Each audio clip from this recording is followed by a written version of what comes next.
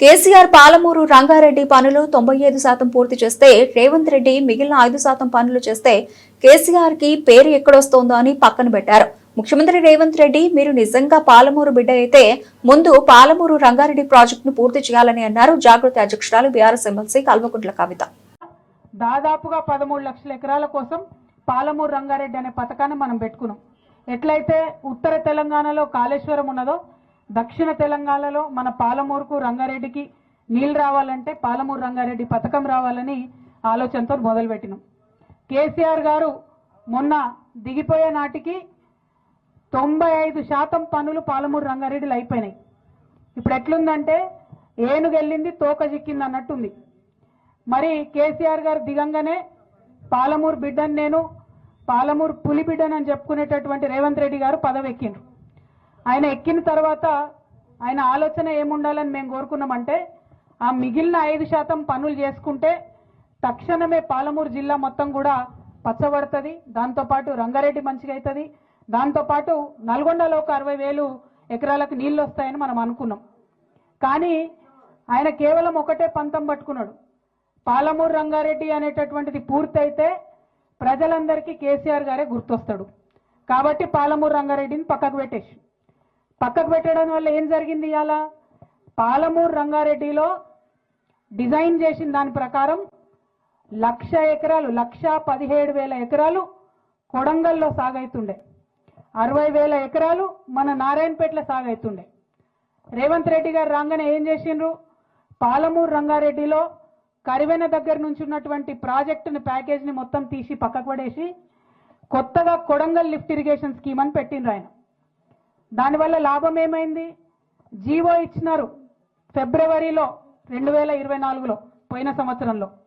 దాంట్లో ఏం చెప్తారంటే కొడంగల్ నారాయణపేట కలిపి మొత్తం 1,00,000 ఎకరాలకు నీళ్ళు ఇస్తున్నారు. అయ్యా ముఖ్యమంత్రి గారు మీరు ఒకసారి ఆలోచించాలి.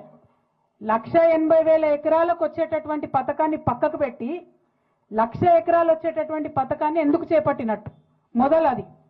రెండవది, ఈ కొడంగల్ లిఫ్ట్ ఇరిగేషన్ స్కీమ్ ఇప్పుడు ఏదైతే పెట్టినరో ఎన్లయితే మన కానుకుర్తి భూములు పోతున్నాయో దానికి స్టార్టింగ్ పాయింట్, ఒకవేళ ఇది కట్టే మాటనే అయితే దానికి స్టార్టింగ్ పాయింట్ నిజానికి జూరాలలో తీసుకోవాలి.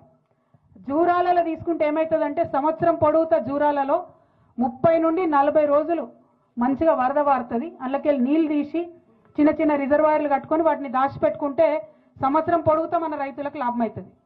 కానీ ముఖ్యమంత్రి గారు మేమందరం నెత్తి నోరు కొట్టుకొని మొత్తుకున్నా కూడా కరివెన ప్రాజెక్టు తీసి పక్కకు పెట్టి జూరాల నుండి కాకుండా ఈ భీమాలో బూత్పూర్ కాడికెళ్ళి దీనికి లింక్ పెట్టింది.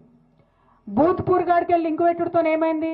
ఇప్పుడు అసలు ఆ భీమాలోనే చక్కగా నీళ్ళు రావు, నిండా నీళ్ళు రావు, ఇంకా దానికి కొంత పని బాకీ ఉన్నది.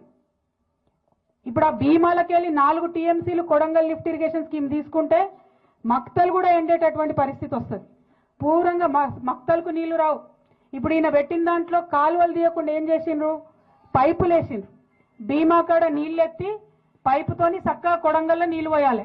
మధ్యలో ఉన్న నారాయణపేట పోతుంది, దామర్గిత పోతుంది, ఊట్కూరు పోతుంది, ఎవరికి ఒక సుక్క కూడా నీళ్ళు వచ్చేటటువంటి పరిస్థితి లేదు. కేసీఆర్ గారు కాళేశ్వరంలో కూడా పైపుతో ఇరిగేషన్ చేసిండ్రు. మా నిజామాబాద్ జిల్లాలో కూడా ఆ ప్యాకేజ్ ఉన్నది. మల్లన్న సాగర్ నుంచి హైదరాబాద్కు నీళ్లు తీసుకొచ్చేటటువంటి ప్రాజెక్టులో కూడా మొత్తం తొవ్వంటి అన్ని ఊర్లకు నీళ్ళు ఇచ్చేటట్టు ఆనాడు కేసీఆర్ గారు ప్రయత్నం చేసిండ్రు. ఇప్పుడు రేవంత్ రెడ్డి గారేమో పైప్లో నీళ్లు తీసుకుపోతాం కానీ మధ్యలో ఎవరికి నీళ్ళు ఇవ్వమని చెప్తున్నారు. ఎందుకోసం ఇవ్వలేరు అంటే ఈయన కనెక్టింగ్ పాయింట్ బూత్పూర్లో పెట్టుకున్నారు, అక్కడ నీళ్ళే లేవు. నీళ్లు లేవు కాబట్టి మధ్యలో ఎక్కడ ఇయ్యం, కొడంగల్ తీసుకుపోయి డైరెక్ట్ ఇస్తామంటున్నారు. కొడంగల్ బిడ్డలకు కూడా నీళ్ళు రావాలి, కానీ మధ్యలో ఉన్న వాళ్ళందరినీ ఎండబెట్టి మధ్యలో ఉన్న గ్రామాలన్నీ ముంచేసి కేవలం ముఖ్యమంత్రి గారి నియోజకవర్గానికి ఇస్తామంటే అది మాత్రం సరైనటువంటి విషయం కాదు. రెండవది, ఏదైనా పరిష్కారం ముఖ్యమంత్రి స్థాయిలో ఉన్న వ్యక్తి చూపిస్తే అది శాశ్వతంగా ఉండాలి, మళ్ళీ ఊకూకే రిపేర్ చేసేటట్టు ఉండదు.